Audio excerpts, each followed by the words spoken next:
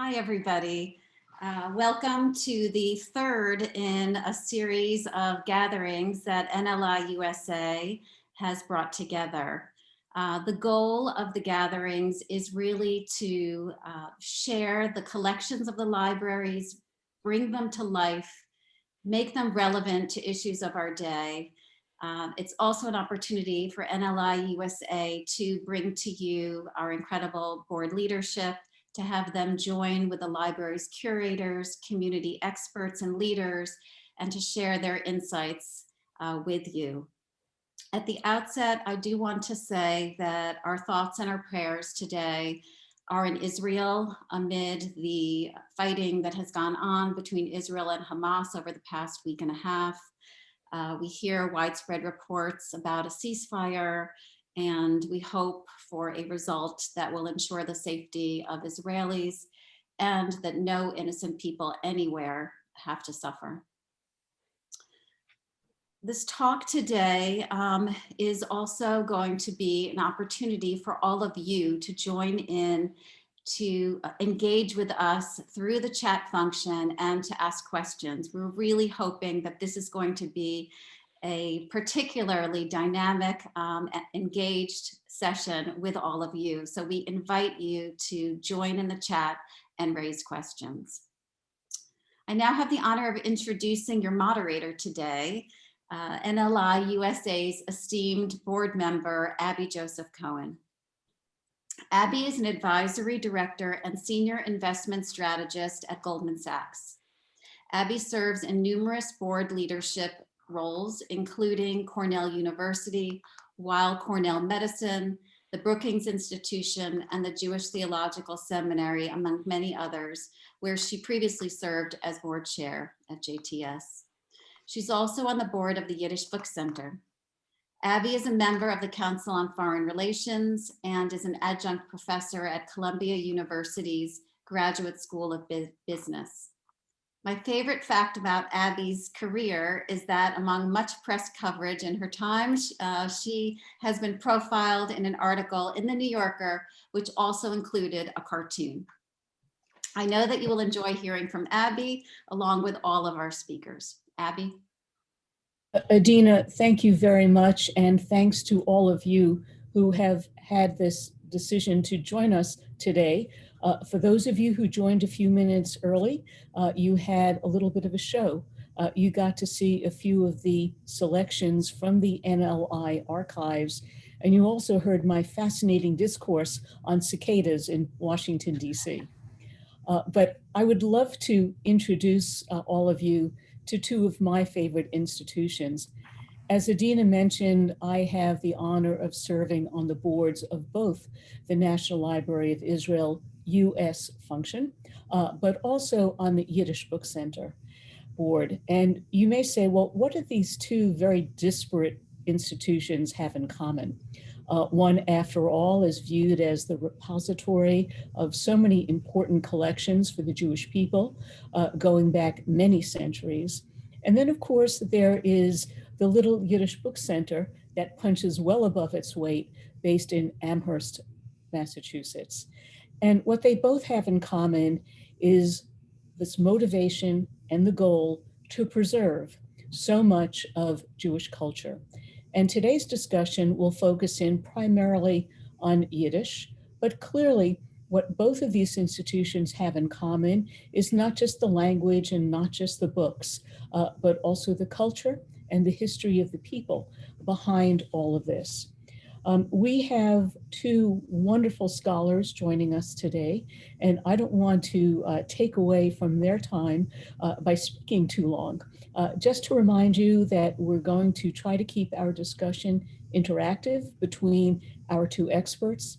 I'll have the opportunity to ask a few questions, but I'll also ask that you put any questions you have into the chat function.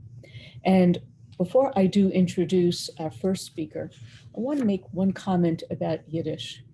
Something that we've all read about in the newspapers has been this increased level of interest in studying language during the pandemic. It's been one of the few positive outcomes of the last 15 or 16 months of solitude. And curiously, one of the languages that has seen the biggest growth has been Yiddish. We see, for example, that Duolingo has added Yiddish to their website offerings. You can check it out. There's this nice little Yiddish flag, which is the Aleph. And so what we are seeing has been really this recurrence and enthusiasm for studying language, and we're delighted to see that Yiddish is one of those.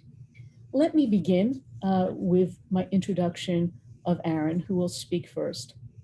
This is an event being hosted by the National Library of Israel, so we're going to let our guest speak first. Aaron is the founder and president of the Yiddish Book Center, and now let me read the formal words and description. The YBC is a non-profit organization working to recover, celebrate, and regenerate Yiddish and modern Jewish literature and culture. And I'd like to repeat 3 words: recover, celebrate, and regenerate. Aaron and his colleagues have rescued more than 1 million Yiddish books, most of which would otherwise have been on the trash pile as non-Yiddish speaking generations went through basements or went through attics and didn't know what to do with these books. Aaron has received numerous awards and recognitions, including the MacArthur Foundation's Genius Grant. He is the author of the best-selling and award-winning book entitled Outwitting History: The Amazing Adventures of a Man Who Rescued a Million Yiddish Books. Aaron is also the subject of a book along the same lines, a children's version, in which I have to say the illustrations of the writing really quite beautiful. In addition, from NLI, we will be joined by Dr. Yoel Finkelman. Yoel is curator of the Chaim and Hannah Solomon Judaica collection at the National Library of Israel. He's been at the library since 2014, and his focus is on developing collections, but also very importantly, digitization. Let's think about that when we talk later about what both of these institutions are planning to do in this 21st century. Keep in mind that pre-pandemic, who would have thought that hundreds of us would have been gathering today by Zoom for this discussion? And of course, we have all recognized just how important digitization is for so many aspects of our lives going forward. Yoel, by the way, is also an author. He has a book that was published about a decade ago. He was a lecturer at Bar Ilan University, a teacher of Torah in Jerusalem, and his book entitled Strictly Kosher Reading: A Popular Literature and the Condition of Contemporary Orthodoxy. And without further ado, Aaron, I'm going to turn this over to you for a few opening comments. Thanks very much, Abby. But before I even jump in, I want to just say to Yoel and to all your colleagues in the National Library that I think it is characteristically courageous to carry on at a time like this. And I just want you to know that our hearts are all with you. So thank you, Yoel. That said, I thought the best way to describe what digitization has meant for Yiddish literature is to take you back to another moment of crisis, which was on March 13th, 2020. That was the date when it became apparent that the whole world was going to come to a screeching halt because of the COVID pandemic. Stores were closing, restaurants were shutting down, colleges were sending their students home. And we at the Yiddish Book Center, after 40 years, was literally our anniversary, had to make the very painful decision to close our doors as well. There was so much uncertainty in those days. You know, we had no clue what to expect. We didn't know whether supply chains would break down. We started stockpiling 50-pound bags of rice and beans at our house. Our older daughter who works for USAID as a humanitarian officer, set up a kind of disinfection station in our garage and insisted on spraying out everything that came into the house. She quarantined the carrots for like 3 days every time they arrived. And it looked like, everything was kapoya, everything was upside down. The only thing that wasn't upside down, though, was access to Yiddish literature. We had literally closed our doors. And yet, as far as the world knew, our books remained seamlessly online. We had digitized most of our collection almost 20 years before. Eventually, we found a way to put those books online through the Internet Archive. We had just introduced the Yiddish OCR capability, so you can identify words within a text. And there wasn't a second that people did not have access to those books because of the online initiatives that we had taken. In fact, the number of books downloaded doubled almost overnight and pretty quickly reached 4 million. And these are full-length Yiddish books, in total. Partly it was because people had more time in their hands to read. I mean, the same as learning languages. People who knew Yiddish had time to read those languages. But also, I think it's because with lives in peril, and don't forget, at the same time, democracy was equally imperiled. I think Yiddish literature born of marginality suddenly looked like it might have something to say, and people began turning to it in ever greater numbers. Whatever the case, our multi-million-dollar investment, a multi-year investment in digitization had an enormous ROI, as we say. The return on investment was beyond anything we could have imagined. I would love to tell you that we had, some great prescience and we had figured this out, and that's why we knew to digitize the books all the way back then. But there's an expression in Yiddish, say, "Geh sein ein Novi," go be a prophet. Nobody could have seen what was coming. At least we could not have seen what was coming. And in fact, our initiative really was born of common sense at the time. Since 1980, we had rescued what eventually became about 1.5 million Yiddish books. Many were duplicates. We had 200 sets of Guy de Maupassant translated into Yiddish. It was a free premium for subscribing to one of the Yiddish newspapers in 1913. But we also had on the shelves, I think, 3 copies of the Brothers Ashkenazi, Frieder Ashkenazi by I.J. Singer. This was it, 3 copies. And everybody was mad at us because everybody wanted one of those 3 copies. And every library in the world was kind of, angling to get certain books out of the Yiddish Book Center. We didn't have enough to go around. That's when one of the younger staff members came up to me and said, "I think it's time to digitize the literature." This was in 1989.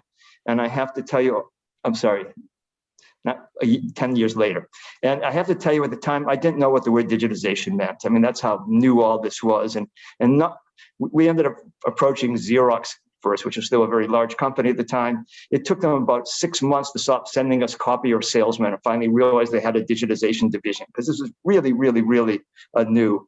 Eventually, though, we did it. And we realized that digitization made sense because it was the cheapest way in which we could make our collections freely available to everyone, was by putting them online. There's an old Yiddish expression that says, "Jeder macht Shabbos für sich," which means everybody makes Shabbos by themselves.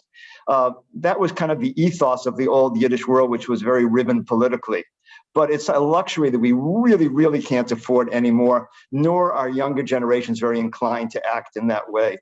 Now, the more consortial, the better, and I am fully on board with all of this. So we realized that we didn't have enough copies of everything to go around, and what we needed to do was to partner with others to make it possible, because we had collected, 1.5 million books, but we only had maybe half of the titles in Yiddish literature. So we started first by talking to libraries in the United States, major libraries in the United States, seeing if they wanted to partner on this endeavor to digitize Yiddish literature. You should only have seen the looks we got when we presented this. This was a very novel and kind of a unsettling idea for a lot of them. What many of them said is, "Why would we digitize our books if we put them online? No one's going to come to the library." Well, that's really not true. In fact, circulation generally increases once books are scanned and digitized, but it was hard to prove that because it was too new in the whole process there. So what we needed was a partner that was somewhat more visionary and intrepid, and that had more of a kind of startup culture and spirit that would match our own rather than what we were meeting in the States. And that was the moment we realized, I think we should go to the National Library of Israel and see if they want to work with us. Well, they could not have been quicker to respond or more embracing or more excited about the whole idea. It just so happened there was a conference on digitization in the Jewish world at the Center for Jewish History taking place at that time. We went down there, we met quietly with Oren Weinberg and Aviad Stolman. Later, they visited the Yiddish Book Center. I eventually went to Israel. And from all of that, a dream emerged, which was to join forces to create a universal Yiddish library that would pool all of our resources and then make them accessible through a single interface, through a single portal. The founding partners were the National Library, ourselves, the YIVO Institute for Jewish Research in New York, and the New York Public Library, and there are others who will join us later once we're finally up and running. To say it was a Herculean task is kind of like a ridiculous understatement. From our point of view, there were really two heroes on our staff, Amber Clooney, and at the library, Yaniv Levy, the head of technical services, created what was called a union list of Yiddish. It was the first time there was a list of what all the participating institutions actually had, presented in a way that we could actually compare them to one another, so we wouldn't be digitizing the same books twice. Once that was in place, we were off and running. In every way, this universal library is kind of like Nes min Hashemayim, a miracle from heaven, not just because all these different organizations are all working together and doing so very efficiently, but also because so many have rallied to this. In fact, you can't see it from where you have my angle right now. Right outside my office window right now in Amherst, Massachusetts, not even a kilometer from here, there's a mountain. And that mountain is hollow. And it's hollow because that was the command center for the Strategic Air Command that controlled nuclear bombers during the Cold War. It's now empty. And eventually ownership went to Amherst College, and they made space for us to store the masters of Yiddish literature behind this 12-foot lead door. So the literature is really very, very secure right now, but it's not just that which makes it secure. The fact that we can now provide limitless copies, infinite copies of Yiddish literature online means that all those who would have wanted to destroy Jewish books in the past, they don't have a chance now. There are way, way, way too many copies absolutely everywhere. So I think they at least have been thwarted. So I'll just wrap up with that and just say I want to thank again our colleagues at the National Library. And Yoel, I hope you'll pass along my gratitude to everyone. The fact that we're doing this today, of all times, I think it bespeaks the kind of determination that it takes to save a literature and to save many literatures. So whatever lies ahead, I am confident that Jewish literature will endure. Aaron, thank you so very much. And Yoel, I'm going to turn this over to you now. But if I can ask you to indulge me with just one simple request, if you could just spend a moment or two giving people a survey of what the NLI consists of, the sorts of collections, for example, and then maybe even a little bit of an insight into what the new building may give us. Sure. Sure, I'll actually start with that. And it leads directly into what I wanted to say, which is to talk about the similarities and differences between the Yiddish Book Center and the National Library of Israel. And the way Aaron presented the story of the Yiddish Book Center, I think, is a great lead-in because the Yiddish Book Center is, if you will, the work of Mishugala Davar, the person who's nuts about one topic.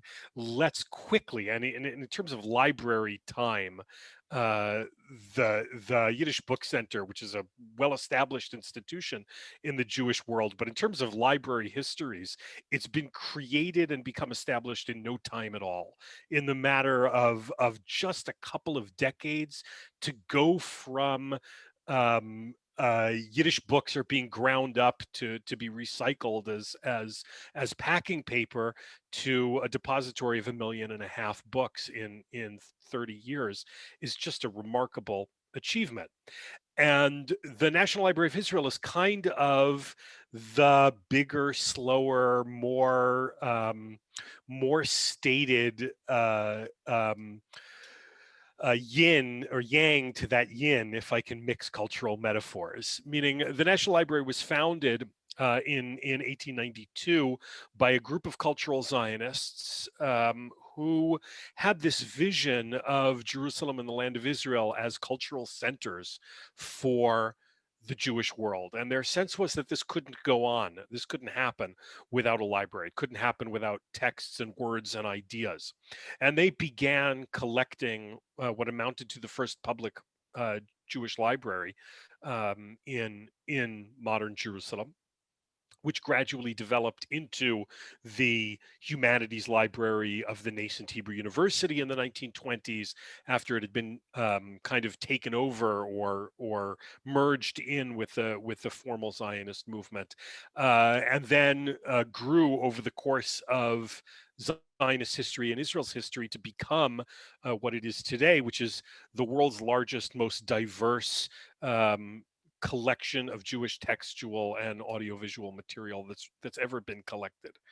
And maybe if we're kind of talking about Jewish languages, I can kind of introduce that a bit with a story about the first couple of weeks that I began working at the National Library of Israel in 2014. I was contacted by a colleague at Princeton University who said, so it turns out that there's only one copy in the world of an early 20th century translation of 1001 Arabian Nights into Judeo-Tajik. Judeo-Tajik being a language that I had never heard of before in my life, and it turns out is a variation on Persian written in Hebrew characters. In fact, somebody this afternoon randomly walked into my office and said, "Oh, we have two copies of this modern Tajik encyclopedia in Cyrillic Russian characters." Well, it turns out there's two copies of 1001 Arabian Nights in Judeo-Tajik. Princeton has volume 1. The National Library of Israel has volume 2. That's all that there is. Let's digitize this and put it up online so that the myriads of Judaic-Tajik readers who are interested in 1001 Arabian Nights can get access to it.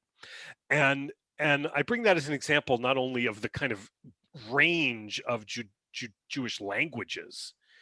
Yiddish, Ladino are, of course, the most famous, Hebrew, Aramaic, but also Judaic, Judeo-Italian, Judeo-Greek, Judeo-Arabic, and several different versions, Judeo-Persian. And kind of the National Library of Israel looks not so much as being this intense focus on Yiddish as a very important but slice of Jewish culture, but to be something much wider and more diverse.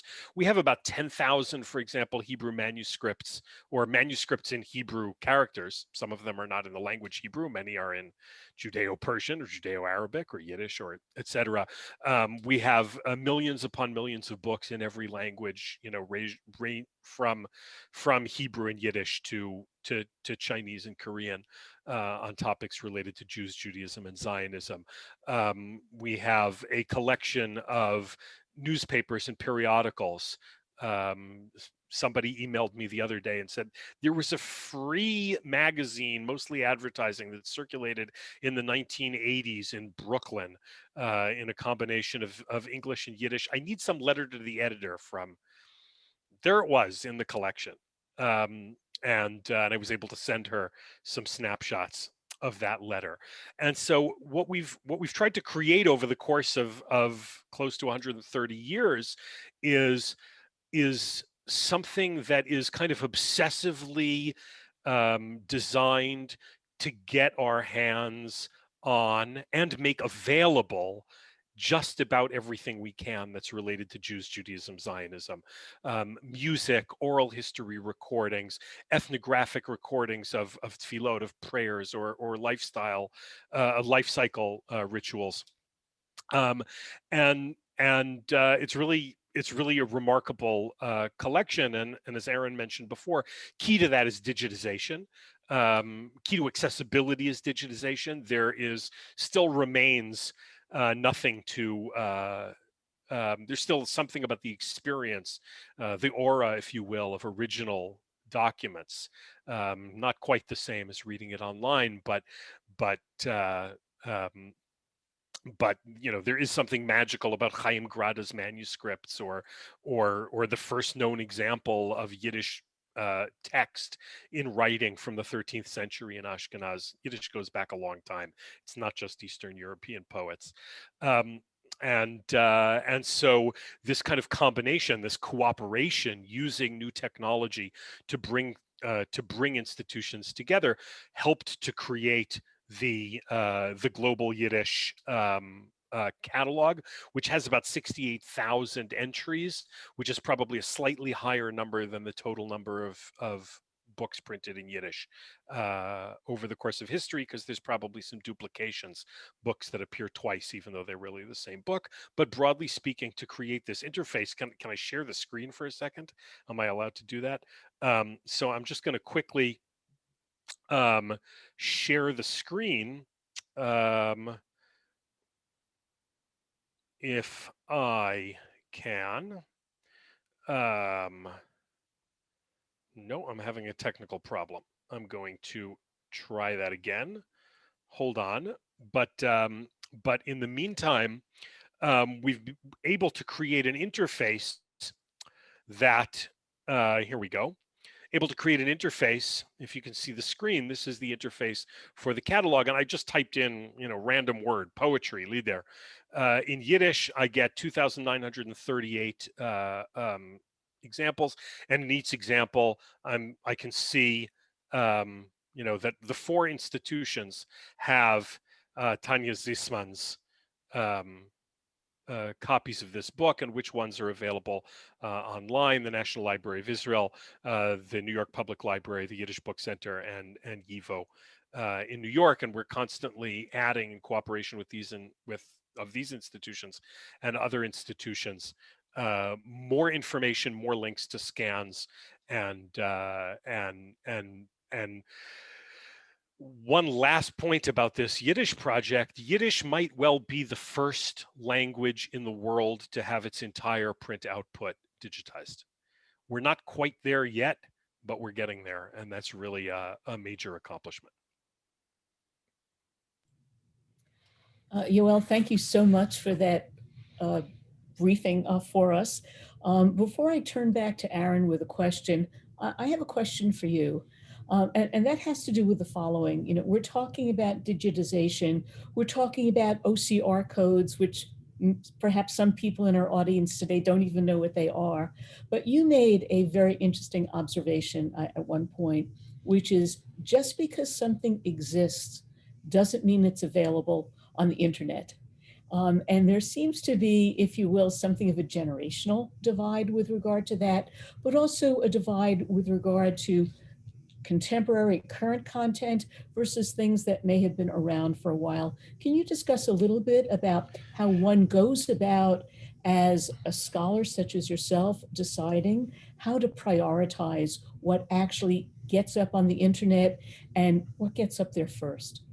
So that's a really, really good question. And the first thing is to just keep repeating this, because people in the library world know this, and a lot of people haven't really thought about it, but maybe kind of assume that any piece of information is today available through Google, and that's just not the case.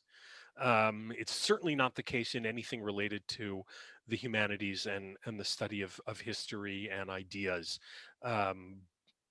because a lot of books are available online, but between a combination of copyright issues, recent material is not necessarily available, certainly free, online, and also historical material is so vast that there hasn't been time, effort, and funds and resources available to make it available online. Because if you think about um, an archive, YIVO and the National Library of Israel have been working together, for example, to process and digitize the Chaim Grada archive. And it's only because Chaim Grada is such a significant figure, and because his archive got so much attention, that funds were made available to digitize large parts of the archive. But that's not true about less well-known figures. It's not true about figures who are within copyright. It's not true about the vast quantities of archival material and rare printed material and manuscripts that have not yet been made available through scanning. And people kind of assume, since their experience with digital documents might be, well, now I get my bank statement online, so it's easy. They don't realize how much time, effort, money, and knowledge and thought has to go into digitizing old materials. And people are shocked when I say this. It is much, much easier to preserve for the future a copy of a 16th century printed book than it is to preserve a digital copy of the same book. Technology changes bit rot. The files that you think are safe, they're not. The hard drive doesn't work. Now, where is it? The technology doesn't open these files anymore. Now, what are you going to do? And so technology is both a blessing, but it's not a cure-all for this question of cultural preservation. And generally, we as an institution operate kind of with several factors that go into making digitization priorities. How important and unique is this to how useful will it be to scholars? How much cooperation are we likely to be able to help create through other institutions, so that it can not just be, one silo working independently, but silos can be connected? And frankly, to be perfectly honest, sometimes it's a question of where funders happen to be interested in, and you can't quite ignore that. And so the highlight projects, at least from the National Library of Israel, have been the Kativ Project, which is involved in scanning about 70 to 80,000 Hebrew character manuscripts from around the world, not only in our collection. And that's both cooperative. It involves dozens and dozens of collections. It's useful for scholars because of the importance of manuscript in the study of history and textual history, and it's the kind of thing that is going to get used. And also, JPress, the scanned Jewish newspaper archive, which allows full text search of Jewish-related newspapers from the 19th and 20th centuries, so that you can find every reference to Zev Jabotinsky in the Ladino, Yiddish, in the Ladino press in certain years, and get a sense of how that brand of Zionism was influencing conversations where it wasn't necessarily culturally native. And so we're looking, and that's also cooperative, multiple institutions working together to create something that's bigger than the sum of its parts. Yoel, thank you so much for that comprehensive discussion. I'm going to turn back now to Aaron with a very simple sounding question, but I don't mean it to be simplistic. And it's as follows, Aaron. Over the last 3 to 4 decades, you've been rescuing the books. What do you plan to rescue now?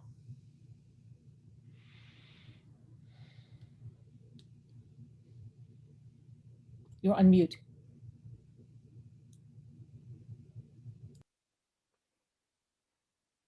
There we are. So what are we going to rescue next? Well, first I have to explain, Abby, we're still collecting a lot of books. It is one of the absolutely great surprises of the pandemic that we've collected more books in the past year when our doors were closed than we have in maybe 4 or 5 years before that. Our bibliographer, David Mazawa, believes it's as simple as people are just cleaning their houses out and they find all these old books and they're sending them in. Personally, I think there's more to it. I think, yes, of course, that's true. But I also think that in times like these, people want to cling ever closer to verities, to the things that are real in life, the things that are meaningful to them. And even if they can't read these books themselves, they certainly come to recognize, well, these books must be pretty important. And since they were born out of from a time of adversity, maybe they have something to say today. And for that reason, they just have poured in. Just last week, we were out in the Great Hall here where the boxes first come in, and this truck had pulled up and delivered 6 boxes of books. They came from a synagogue outside of Chicago. And our bibliographer, David, was kind of exhausted from opening up boxes for so long. And I said, I'll open this. It was like old times for me. I said, I'll open this one. I pick up the box cutter very confidently, and I slice open this box expecting to see, the same old books. And there are 4 copies of a book called Yiddish Dichterins, Yiddish Women Poets, by a man named Ezra Corman. He was the editor of this. Published, I can't remember the date, I think it was 1928, if I'm not mistaken, in Chicago by a very wonderful high-end Yiddish publisher named L.M. Stein.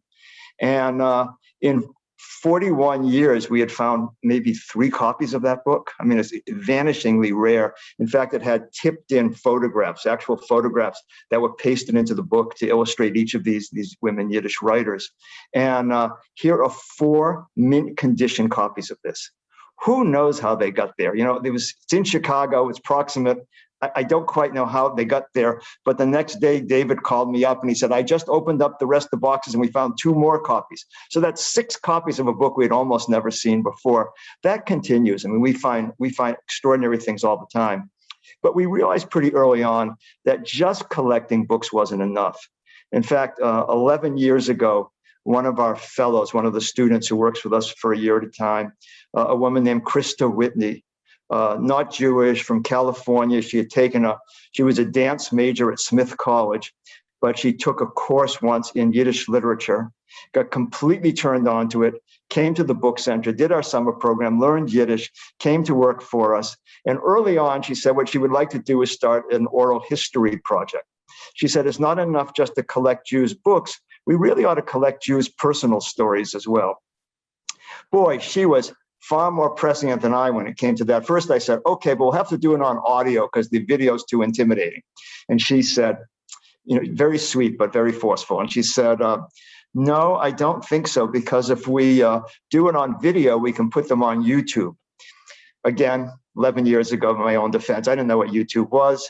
And she explained this to me. And I said, okay, so we'll do it that way. And then she said, and we have to follow all the rules of academic oral history so that these materials can be used by subsequent generations of scholars. And I agreed to that as well.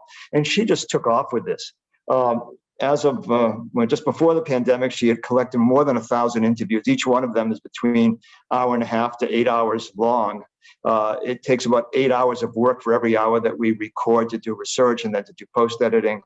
But they're an extraordinary record of Jewish culture at a particular point in time.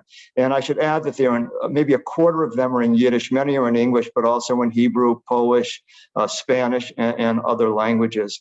And we have people all over the world who continue to collect these for us. When the pandemic hit, I said, oh my God, that's it. Christa can't get on the plane anymore and fly off to Cape Town or to Melbourne to collect interviews.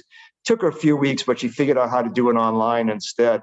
And they're not quite as good when they're not in person, but they're a whole lot less expensive to do this. And so we've actually gotten extraordinary stories in recent years as well. Can I give you 2 more examples, Abby, really quickly? Okay, so muted, yes, but I'll give you, there's a wonderful library, one of the world's really interesting Jewish libraries in Montreal, where I went to graduate school, called the Jewish Public Library, the Yiddish Volksbibliothek. And when I was there, I used to go every single Saturday night during graduate school. I'm afraid of what this reveals about me during that period of my life. But every Saturday night during graduate school, I used to go to the Jewish Public Library where they would hold a public lecture in Yiddish. And the great surviving Yiddish writers from around the world would come in and they would get up there and they would deliver these amazingly erudite lectures. And people would ask these 300 people on, it could be 20 below zero outside Fahrenheit. And there'd be 300 people there to listen to them. And it was really quite a phenomenon. Well, what I didn't know until much, much later was that all of those lectures had been recorded from 1952, I think, until the 1990s. Every one of them had been recorded on professional equipment hidden behind the scenes. And all of those, they were on reel-to-reel tape and put into boxes, and they had lain in the basement of the library for all those years, and they were certainly aware of what they had, but I think weren't sure what to do with it and how to get it out there. Well, when I found out about this, oh my God, this is like the greatest treasure trove we've ever seen. And so we immediately figured out a way to get all of this digitized. You have to be very careful with audio materials. They're fragile. And we got everything posted online. And there are extraordinary, there's a lecture by Chaim Grada, there's a lecture by Besheva Singer, along with many, many other lesser known Yiddish writers, extraordinary materials. And it also turned out that for many, many years, They had Yiddish actors in the city go into a studio in the basement of the library and record Yiddish books aloud. They called it Redendike Bücher, talking books. So like, this is like the whole Brothers Ashkenazi is recorded on, I don't remember, 15 tapes or something, and then made available. All of that we digitized, all of that we remastered, all of that we put online. And you could now spend the next 3 years of your life listening to the great works of Yiddish literature read aloud by native speakers who are, who came from the old country and were able to interpret it from that point of view. Aaron, thank you for that response. Many of you who've been watching the chat function know that we have at this point received many questions that are actually making me feel great because they're asking for the technical details of how to donate rare materials, how to donate materials that perhaps aren't so rare, how to get help finding translators, how to access the databases, how to query the databases, and so on.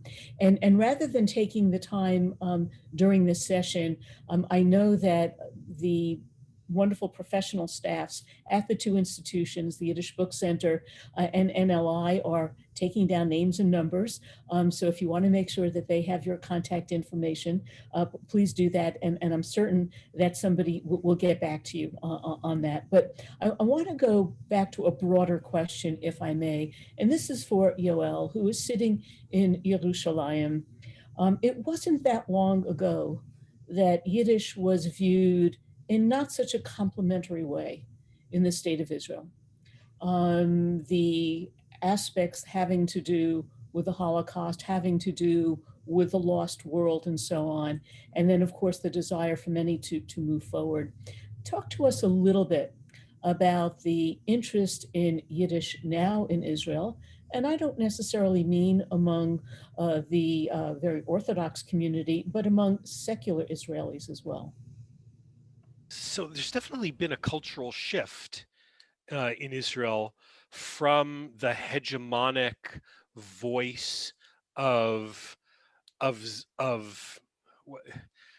don't want to ever talk about Zionism in the singular as if there was one ideology and one approach, and how much more so when talking about Yiddish ideas, which Yiddish is a language that was used to express so many opposed to argue and fight and bicker and disagree and scream and yell lovingly, but also not so lovingly sometimes. And there was definitely this strain of Shlilata Gola in early Zionist thinking, of the negation of the exile, of the child, if you will, who's rebelling against the parent and against the tradition while borrowing all kinds of things from the tradition.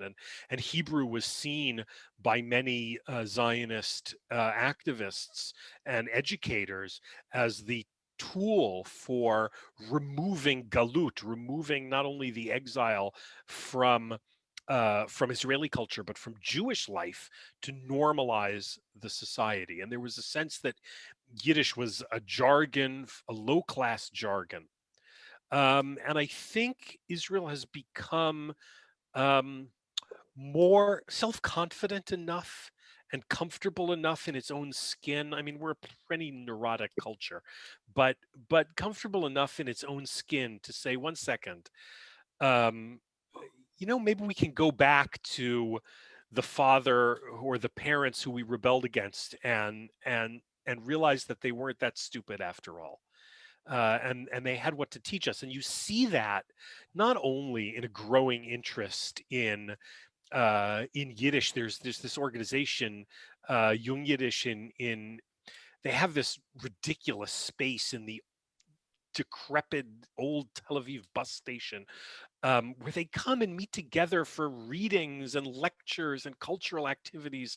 There's this young generation of people who are studying, and the Beit Shalom Aleichem, the Shalom Aleichem house, is active. I've been in touch recently with a woman whose father was a Yiddish writer and poet, and she's been pounding the pavement to get copyright permissions so that we can make available her father's material that might be under copyright and owned by publishers. And it's the same kind of attitude that's led toward courses in Judeo-Moroccan, courses. People are looking back to their grandparents' roots. Young people are looking back to their grandparents' roots and saying, before we negate the exile, let's take a look and see what's there, because there's a lot that's rich there. But I do want to stick in a little caveat and say it's not like, you can walk into the pharmacy and order your medications in Yiddish. We haven't quite hit that point yet. And the only neighborhoods where you can do that are Hasidic neighborhoods. And the truth is that the Yiddishkeit, if you will, of the East European secular writers, or the language of medieval and early modern self-government in Yiddish, is very different from the comfortable spoken Yiddish as a first language of some of the Hasidic communities, both in Israel, certainly in the United States, and around the world. Yeah. Yoel, thank you. Before we turn over to questions from other people who are listening in today, Aaron, I have one more question for you. And that is, if you could describe for us briefly, I guess, the difference between collecting and interacting. What's the difference between amassing these books and actually getting them into the culture and looking not just at the literature, but also the culture, be it the food or the theater or the music that surrounds it? Sure. There's a word in Hebrew, a geniza. Geniza is a kind of space where you put books apart that can no longer be used, books with God's name in them. And we never had an intention of creating that for Yiddish. Our goal was not to create a kind of mausoleum for Yiddish culture. Our goal was always to bring this to the forefront, not so we could live in the past. That was never our inclination, but that we would have great treasures that we could draw from in terms of restructuring and, if you will, regenerating Jewish life in the present. I want to go back to what Yoel said for just 1 second, just to say that you're absolutely right that the ideology of negation of the Galut was central, and therefore Yiddish did not fare particularly well. But there was more to it than just that, of course, and it was also a lot more complicated. I mean, Ben Gurion's first book, written together with Ben Zvi, was written in Yiddish, not in Hebrew. And the reason it was called Eretz Yisrael, and the reason they wrote it in Yiddish was because they wanted American Jews and others to be able to actually read the book and to present the idea of Zionism to them.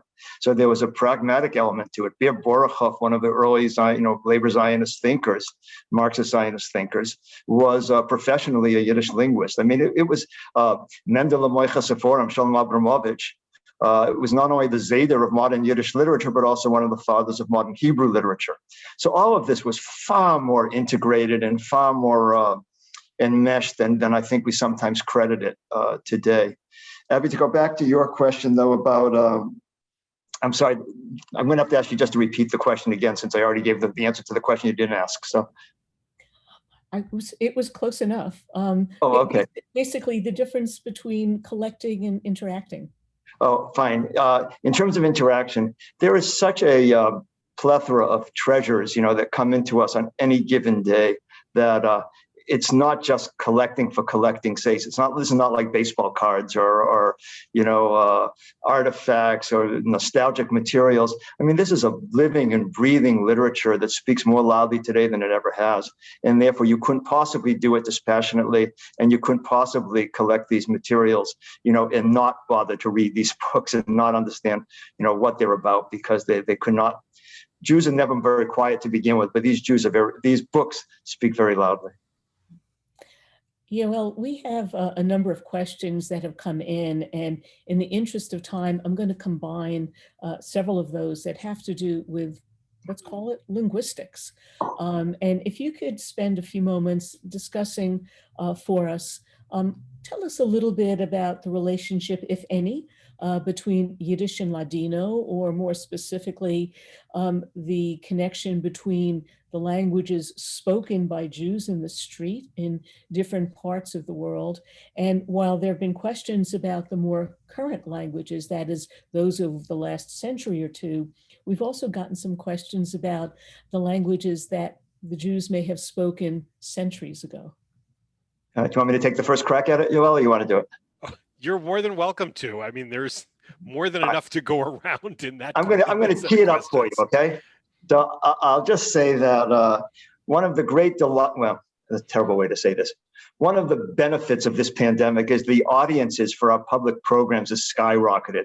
Subjects that used to attract, barely a million in our auditorium now attract 1,000, 2,000 people online. I think others have experienced this as well. So last week's weekly lecture was by one of our alumni, although she was a student with us 27 years before, a woman named Sarah Benor, who's at HUC now. And Sarah gave this, you know her, y'all? Mm-hmm. Fantastic scholar. She's unbelievable, right? She's lively and she's bright and she's incredibly knowledgeable. And her lecture was on Jewish languages.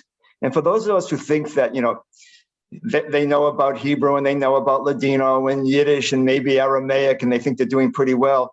There are 18, 20 different Jewish languages. So there are languages that you I guarantee have never heard of, but all of them written in a Hebrew alphabet, and all of them infused with a certain Jewish sensibility.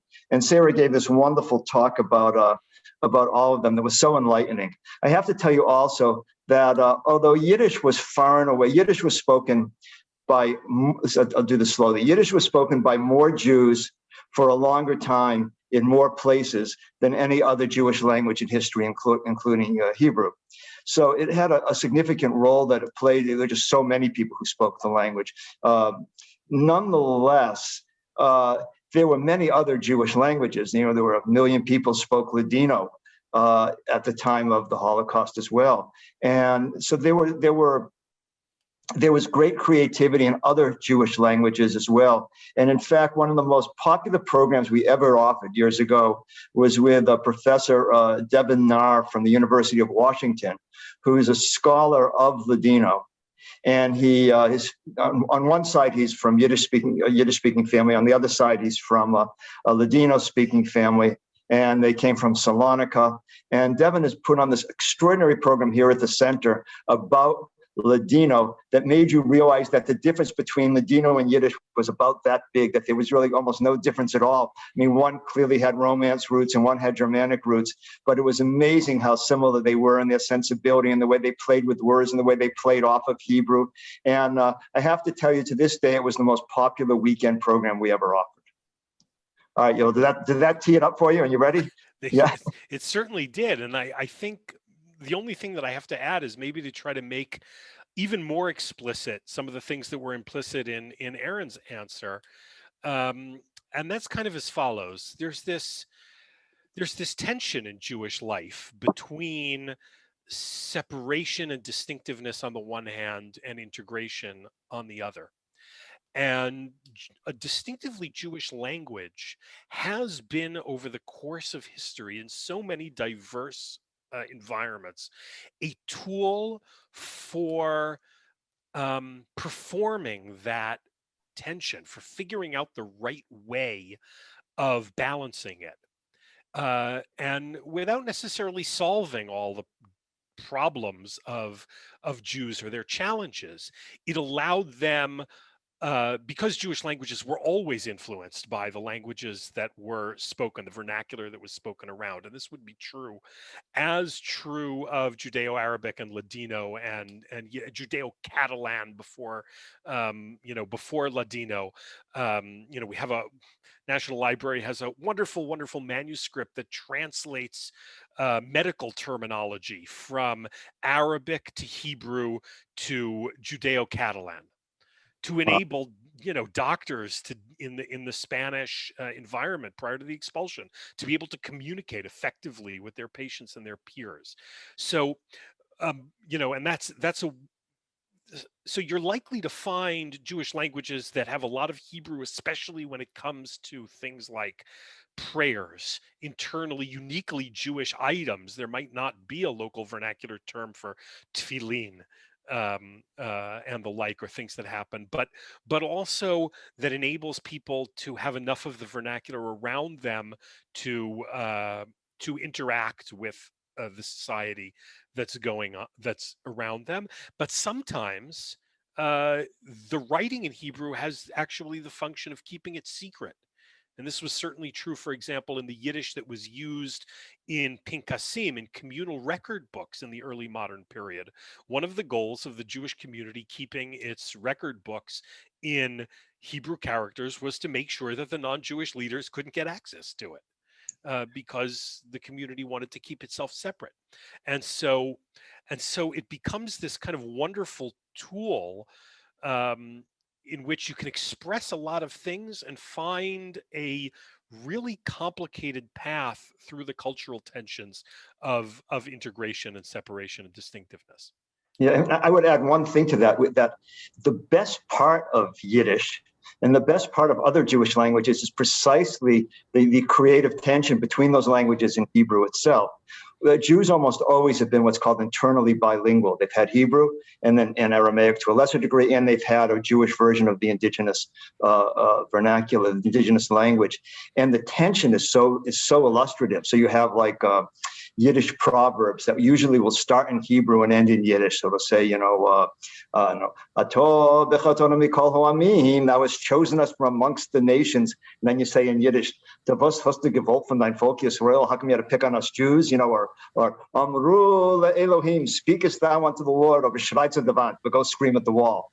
It's that tension that makes it much more Jewish than it would have been if it had been Hebrew alone. Mm-hmm. The sacred and the profane play off each Precisely. other. Crack the case. That's what it's all about, really. If you think of what you do at Havdalah, Ben Kodesh L'chol, between the holy and the everyday, it's the tension between the holy and the everyday that is represented, or had been represented in that tension between Hebrew and Yiddish, or Hebrew and the other vernaculars. And that is an enormously creative motive force. Yeah. Unfortunately, gentlemen, our time is coming to an end. But this might be a very good place to end, because we talk about the fact that Yiddish and other Jewish languages were often used to keep things secret. And that's not what we're hearing from you today. What we're basically hearing is that there has been something of a renaissance among interest among Jews and others in Yiddish and in all of the cultural aspects that go along with it.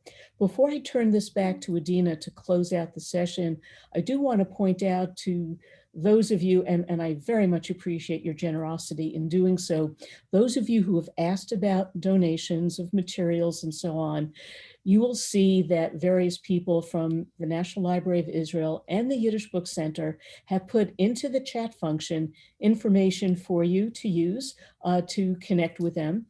If for some reason that doesn't work, just go onto the websites. I'm sure you'll find excellent contact information there, or go back to the names that you'll see on the invitations that you received for today's session. And with that, gentlemen, I just want to say thank you so much, Yoel. Thank you so much, Aaron. And now, Adina, please, if we can say farewell to everyone. Thanks. You're on mute.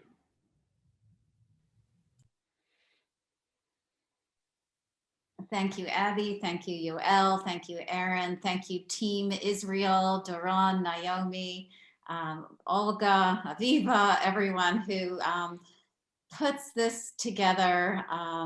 There are a lot of great minds behind today's talk. This was just so incredible, and to me represents the kind of collaboration that we should be doing in the community, the kind of partnership between America and Israel.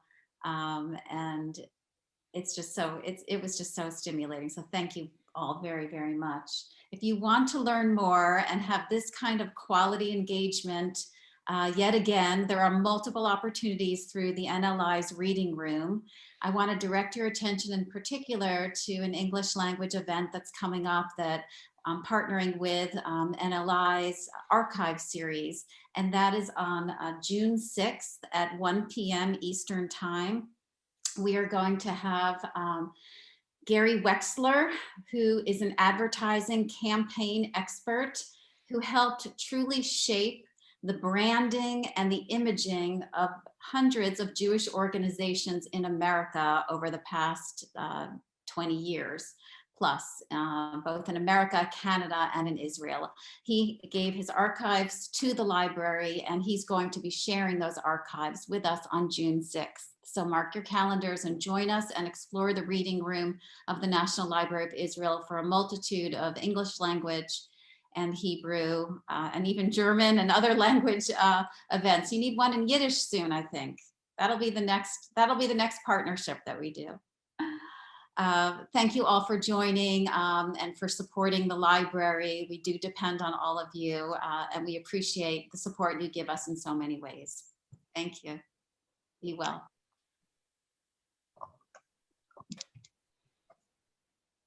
Mics can be open now. Thank you so much. That was really interesting. That was really fantastic. Thank you, Yoel. Erin, I have to say I adored your book, adored it. I mean, I just ate up all the anecdotes, the opening, everything, and it was great to hear you speak live. Thanks, Naomi. Thank you. Well, Yashakolach, that was great. Thank you very much. You too. Yeah. A lot of fun. We'll have to do it again. And better yet, we have to see each other in person at some point. So Yes. the time will come sooner rather than it is far at this point, I think. So. Are you doing okay in Israel right now? It's not the easiest of periods, but thank God we will get past this as well. Yeah, I'm sure. But stay safe. I like how many people I know here on the screen. I had to go halfway around the world to see people who live like 300 miles away. So it's very nice to see everyone who tuned in. The audience can open their microphones and say thank you and hello and ask any more questions if they have. I said thank you. We used your book in our synagogue here in Spain to, we passed it around to all the English-speaking people and they had a good time reading it. Well, that's very, very nice to hear. Thanks. You're welcome. This was excellent. Thank you. Thanks. Oops, I see the Yiddish Dr. Seuss just showed up on the screen there. That's right. Had to go get it. I'm taking, by the way, I'm doing the Duolingo course with my wife. We started a few weeks ago, I guess. Oh, great. How's it going? 42 days. Loving it. Missing it. Yeah. Perfect. When you finish that, then you'll be ready for our new Yiddish textbook. It's 2 volumes and 800 pages, and you'll really be speaking when you finish. We'll find it on your website now. Yeah, it's there. Yeah, my parents were subscribers to Traeger many years ago. I have one of the nice. first in my library from Brookline, Mass. Yeah. Well, this textbook took us 8 years to develop, but it's finally done. So in the middle of a pandemic. Yeah. Well, stay safe, Aaron. Thank you. Rev Aaron, can you hear me? Thank you very much. Yes, but I don't know where you are. So Yeah. Can you hear me? This is Baruch Cohen. yes, Can you hear hi. I see you now. Okay. Actually, I don't see you, but I see your block. Well, I want to first of all wish you a hartstikke Yasher Keach. This was a really beautiful experience, and delighted to hear all the success that you're having with all your wonderful work. Actually, I think there's something going on here. I'm in Tucson, Arizona now, and at my son's congregation, they've been talking about they'd like to have a beginning Yiddish course. So maybe your new textbook would be of great use to them. How do we send for that? Just go to our website, yiddishbookcenter.org, or just Google Yiddish and you'll still find us, but yiddishbookcenter.org, and you'll find it pretty easily. And if you have any question at all, just call us. We have a skeleton staff here, but someone will call you back pretty quickly and give all the information. Well, I think it's really delightful to see what kind of progress that you're making. I think about my family going back to the early part of the 20th century, came out of Minsky Gubernia, and of course, Yiddish was their native language. My uncles and aunts and my cousins particularly didn't figure Yiddish had any future in this country. And this is all different now. Thank God. I once had a professor who said, nobody could have invented Jewish history. It's much too improbable for that. Just stay tuned. Who knows what's coming next, but it'll be a good ride no matter what it is. Taka emes. Yeah.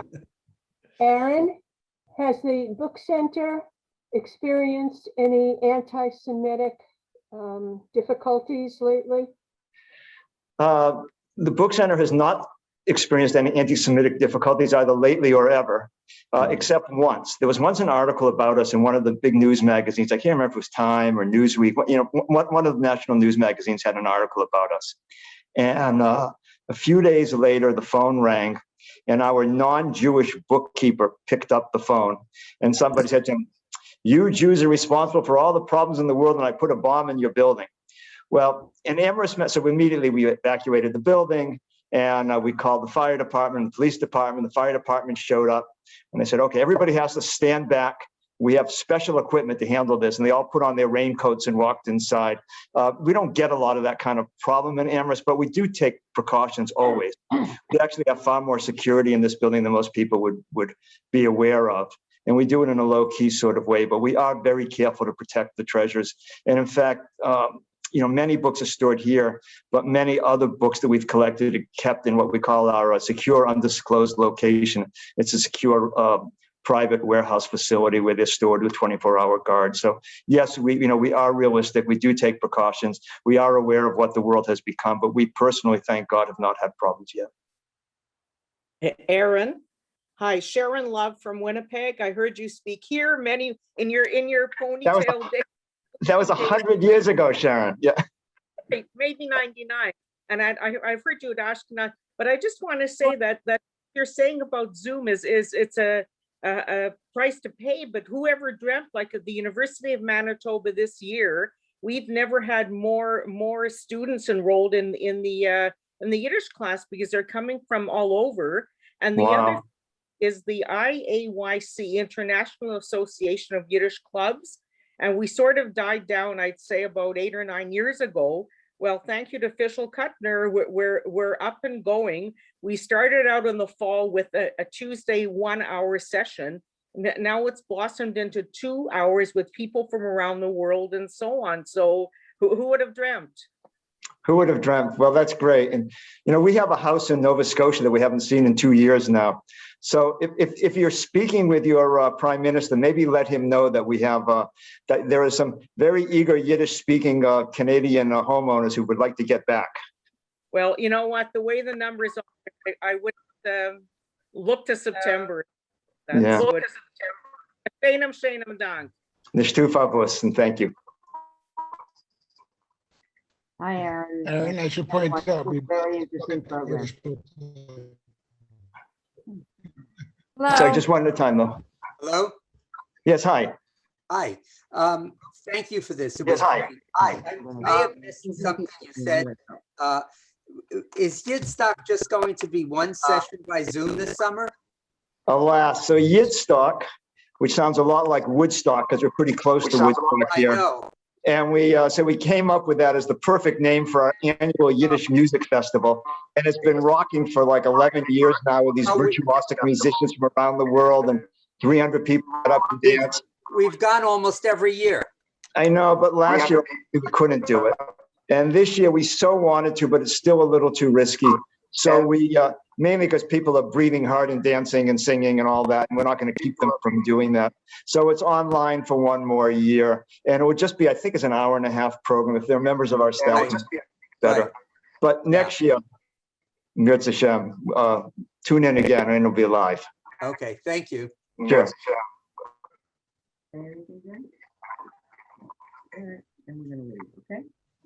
Hello, Aaron, this is Susan Deniston. I'm in California. Can you hear me? I can hear you very clearly. Okay, I just wanted to thank you. I have been one of those thousands of people that's been tuning into your Thursday and Tuesday lectures at the Yiddish Book Center, and it has been so terrific. I mean, that was one silver lining in this pandemic. It's been really nice to do that. And I've also been part of the book club since the beginning, and that has been fantastic, especially with all the scholars that are in the group. And, the Facebook page has been just wonderful, and all the different lectures that come with that. So thank you for all you've been doing. I've been following you since you started long, long ago. And you know, it is really unbelievable what you have managed to do with the Yiddish Book Center. All the Thank you. services, all the translators, my God, that you have trained and so on. It's Yes. been wonderful. Thank you so much. My pleasure. I want to take the privilege of asking one question of my own, but this one's to Yoel, and I just want to know what's going on with the building, and can you explain what is happening and what you're up to? So, Oh, I totally forgot to address that in the opening remarks. My bad. The National Library of Israel is building a new building literally across the street from the Knesset. It's been in the works for quite some time.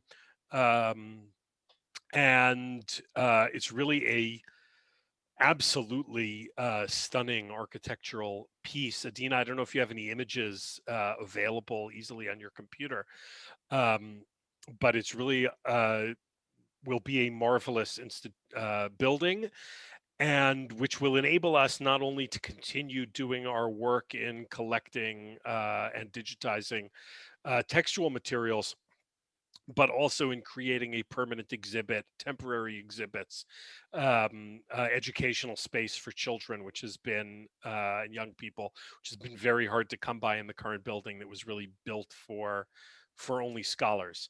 And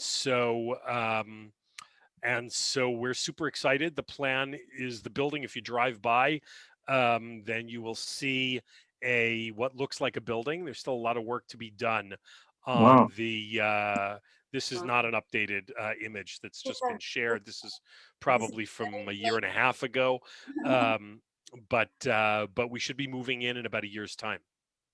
Yeah, and Yoel, this is Abby. If I can add, one of the spectacular things in the design of this new building is that, again, the idea of 21st century, a lot of the collections are digitized and don't physically have to be there, and that leaves space for convening, and great. So Adina, thank you for pulling up that image of the auditorium. This, in fact, can be, let's think of it as a New Jerusalem theater. Where people can come for lectures, can come for concerts, can come really for other cultural activities which fit into the very broad mandate for the National Library. I think it's magnificent, and we're very proud to be working with you as partners, because this will really be one of the crown jewels of Jerusalem. Yeah. This is in Israel. Oh. Yes, definitely in Israel. Oh, it's from there. It looks like it, but they're talking about their building, this thing. Yeah, and you can see that it's right across from the Knesset building. So this is prime real estate in Jerusalem, which gives you an indication of the priority that the government has given this in terms of this being an important cultural institution. Great. I think with that, we should probably close out the gathering, and with an invitation to, when flights are easier and times are better in Israel, to all convene the end of the summer next year, and from then going forward in Israel, enjoy the library, and also enjoy it virtually when you're home here in the US and Canada, and connect digitally and virtually with us. Adina, thank you for making all this happen. And Abby, thank you so much for chairing this. I know Yoel and I are both very grateful to you for doing this so beautifully. Yes, it was a gift for me. So thank you both very much. Doron, thank you. Thank you all. Thank you all for being here. Leila Tov from Jerusalem.